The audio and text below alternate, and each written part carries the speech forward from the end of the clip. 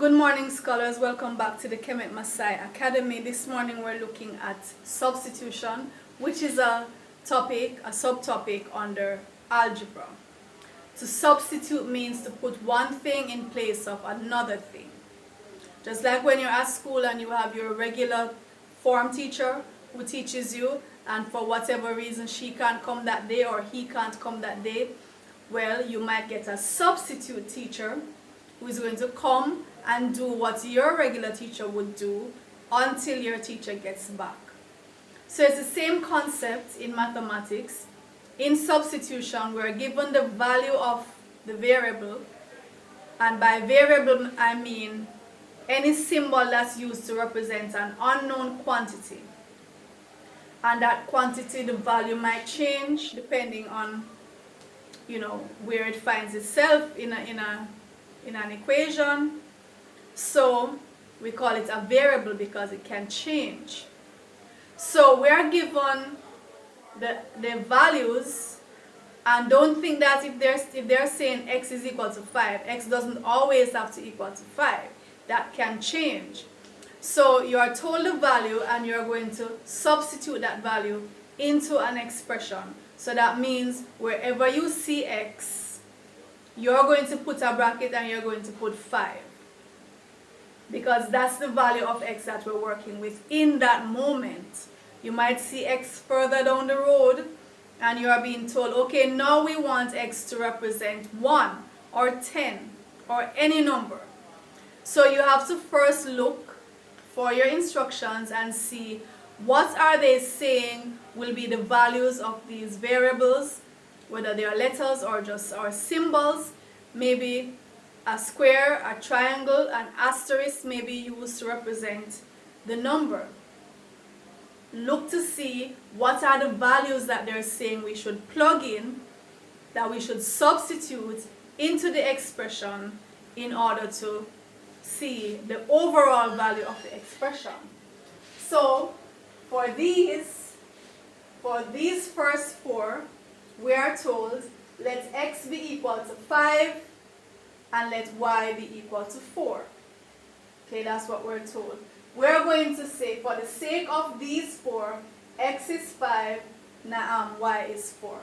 So wherever we see x, we're going to put a bracket and we're going to put 5. Wherever we see y, we're going to put a bracket and we're going to put 4. If there is no coefficient, if there is no number in front of the variable, you don't have to put a bracket, just put the value of the letter. So here we have 3x. So that means 3 bracket 5. That means 3 times 5. And we have 4y, that means 4 bracket 4 because y is 4. So 3 5s 15, 4 4s 16. So the overall value of this, 15 plus 16, that's 31. That's the overall value of the expression. 3 times 5 plus 4 times 4. Alright, now 10y minus x. So y is 4, so that's 10 times 4, and x is 5. There's no number in front of the x, so we can just put the 5. We don't have to put a bracket. We still could, and then remove the bracket further down. So 10 fours are 40. 40 take away 5, that's 35. Here we have 7xy. There's a coefficient there. Whenever there are two terms, coefficient, variable, or two variables, put a bracket.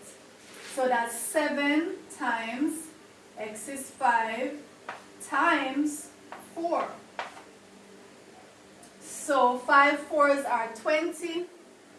7 times 20, that's 140. 3y squared minus x. So 3 times y is 4, and we're going to square the 4. Minus 5. Remember, when you square a number, you multiply it by itself. So 4 squared, that means 4 times 4, which is 16. And 3 times 16, that's 48. Minus 5, So the final answer is 43. Now for these different variables, different values for the variables. So they are saying for these four, let A be 0 and let B be 10. A is 0. Wherever you see A, you're going to put a bracket and put 0. Or if it's just the A, you're just going to put 0. Wherever you see B, you're going to put a bracket and put B and then multiply it by what's in front of the bracket. So it says 6A, so that's 6 times 0 plus 3B, 3 times 10. 6 times 0 is 0, 3 tens are 30. So the final expression, final result is 30. 9 minus A. A is 0. 9 minus 0, that's still 9. Right? 9 take away 0, still 9. 5B minus 15 plus A. Alright, so B is 10. So that's 5 times 10 minus 15 plus 0. 5 tens are 50. 50 minus 15, that's 35. Plus 0, still 35. So that's the final result, 35. B squared plus 2A. When we square a number, we multiply it by itself. So B squared then would be 10 squared plus 2 times 0. Any number times 0 is 0. 10 squared is 100. 10 times 10. 10 multiplied by 10, that's 100. So the final result is 100. For the last set, here is our list of variables. For P, we're going to substitute the value of 9. For Q, we're going to substitute the value of 6. For R, we're going to substitute the value of 1. So wherever P is, we're going to put 9 and bracket it. Wherever Q is, we're going to put 6. Wherever R is, we're going to put 1 and bracket them. So P is 9, Q is 6, R is 1. 9 times 6, 54, times 1 is the same 54. So that's our result, 54.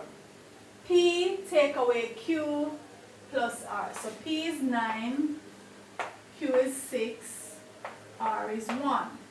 9 take away 6, that's 3, plus 1, that is 4. Alright, so we're just substituting the value. They tell us what each variable represents, what each letter or symbol represents. And all we have to do is to take that value and plug it in wherever we see that letter or symbol in the expression. And then if it has another term just beside it, not separated by a plus or minus sign, right up next to it, we're going to bracket them because it means we're to multiply them. So 2Q is actually 2 times 6. P is 9. So 2 6s 12. And 12 plus 9, that gives 21. And finally we have 10R minus P. So since R is 1, 10R would be 10 times 1. And P is 9. So 10 ones 10. 10 minus 9, that gives 1.